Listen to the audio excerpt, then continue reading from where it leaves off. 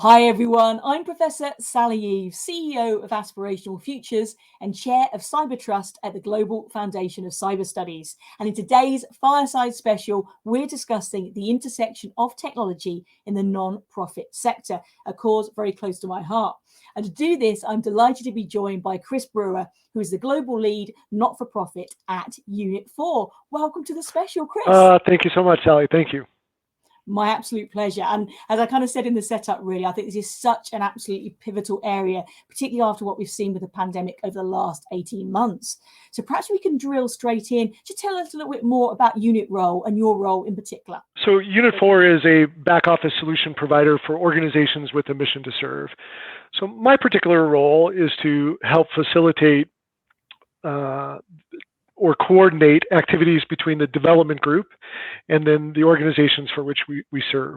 So I get to, and in a unique position, I get the opportunity to do front-facing activities with customers and then translate that to our development team so that they can develop products and services for organizations with a mission to serve to help them substantially have an impact on their mission.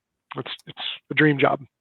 That is fantastic. I love that. What a facilitation and kind of enablement role that is. And I love that kind of mission to serve. That's fantastic. We'll definitely drill into that some more. Brilliant stuff. So I'd love to, next kind of question, like focusing in on non-for-profit organizations. From your perspective and all the experience you have in this role, what would you say are the key reasons for a non-profit to really focus in now on digital transformation, particularly in this transmission point as we're coming in, hopefully moving beyond the COVID situation? Right. So there's an interesting quote out there by Accenture that talks about this new normal. And I think it's kind of a misnomer.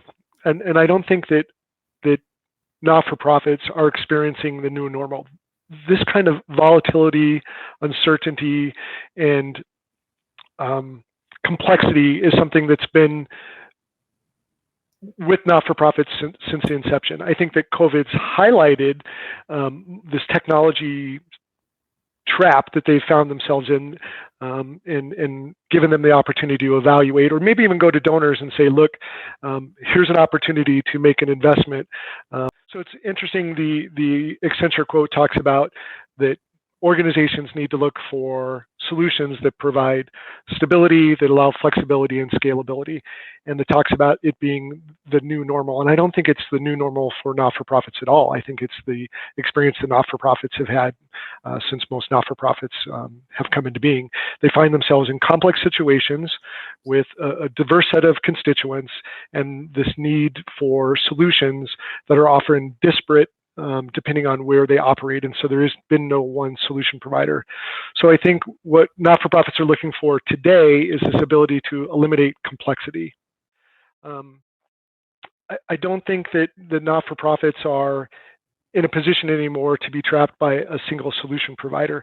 We used to talk about organizations when we were selling to not-for-profits, right? We want to get a certain percentage of share of wallet, and I don't think that not-for-profits are looking for solution providers that are the be-all, end-all anymore. They're looking for solution providers that can help them grow and expand, align amongst a common or shared view of data, a common or shared view of mission, a common or shared view of experience, and they're looking for organizations that can help them achieve that.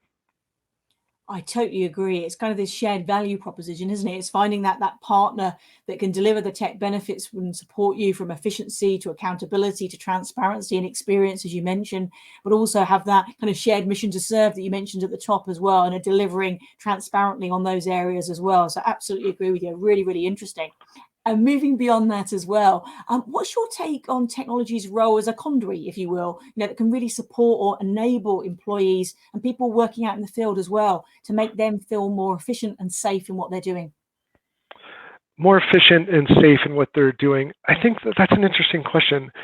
I think what not-for-profits are looking for is access to insight and the opportunity for serendipity or inspiration or opportunities for discovery.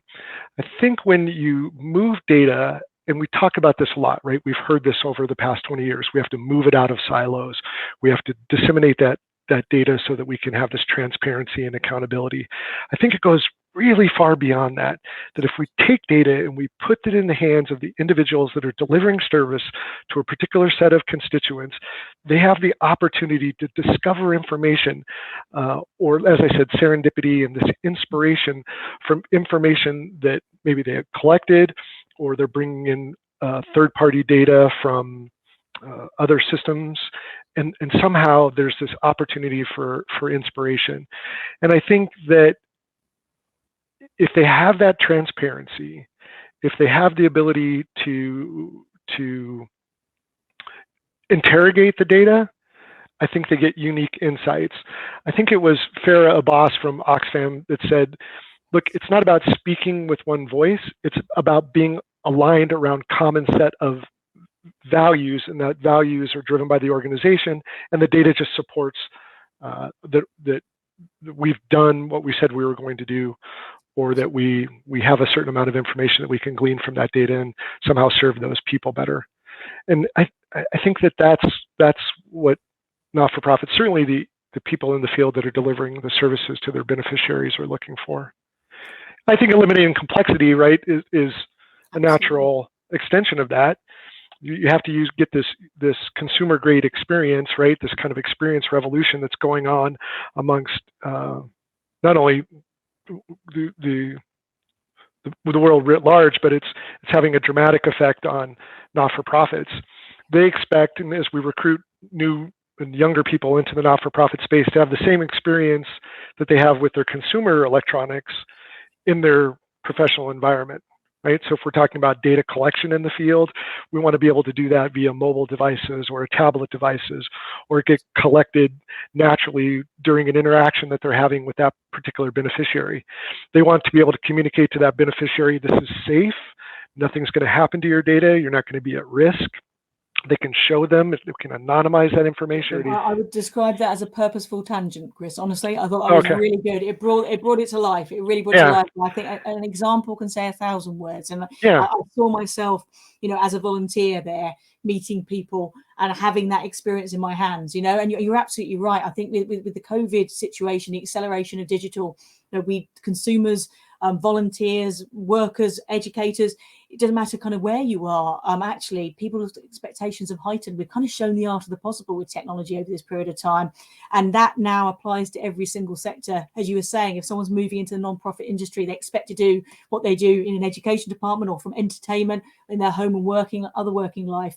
They expect to have that in that role as well. It's so important. The cloud, a tremendous enabler around data mobility across these multiple devices. So this personalization of experience, that consistency, the reliability, as you mentioned about security as well, particularly if people are looking to share their information to contribute to a nonprofit or to maybe give funding or to support in other ways, people need to feel that's trusted. So that trusted data sharing is hugely important too. So I think you really brought that to life. Absolutely. Yeah, I'm fascinated by data mobility, right? Especially as we talk about refugees, that data is going to travel with me, and I should be able to interact with whatever particular agency that is providing that particular benefit or service, and I should be able to transmit that data kind of seamlessly to them, right? Absolutely. And through some safe data exchange, and that it's consistent and it's standardized.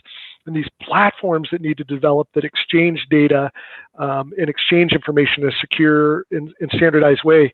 When you look at what Microsoft's doing with the Tech for Social Impact and the common data model amongst NetHope and this ability to communicate based on this global standard, it's kind of revolutionary for not-for-profits. Absolutely. I think any organization, any industry benefits from that, but this kind of breakthrough project that's underway at NetHope amongst the common data model in Microsoft is going to be revolutionary.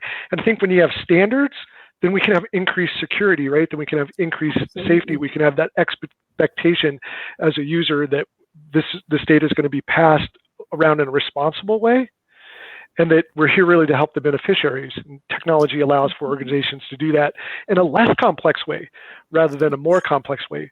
And then again, if we can get back to that ability to be creative, and we can have serendipity and we can have discovery rather than worrying about data exchange and geez, I've got this piece of paper and I have to shred it. And exactly. Exactly. It's kind of that tech human partnership, isn't it? Freeing up time to be able to do all the meaningful, that mission to serve, going back to that phrase again. But technology can be that conduit to do that, to make that happen, and to do it in a safe and trusted way. So I couldn't agree more strongly. I think It's safe really and trusted powerful. is a great statement. Safe and trusted is a fantastic, should be a Thank tagline. We you. should have t-shirts. Absolutely. I'm going to do it. I'm going to change after this. Safe Absolutely. and I'll get trusted. them made for us. I think it would Brilliant. also allows projects to get set up more quickly if we have a common standard, right? And that we can Absolutely. respond more quickly to demand, right? If you're in disaster relief, we need to be able to respond instantaneously. Those projects need to be spun up. And if we have a standard by which we're going to interact with people that are in distress, then we can have that intake and we can process those individuals more quickly, and that we can understand how to share that data with the second wave, right? Once we get past disaster recovery, then we get to development and reconstruction, and we're using that same standard, and it moves through that life cycle between disaster recovery and development. And then the donors, it's going to meet that expectation. We can watch that dollar travel. We solve the initial problem, we alleviate the stress, then the new investment has to achieve some type of outcome, and then ultimately be sustainable and evolve over time.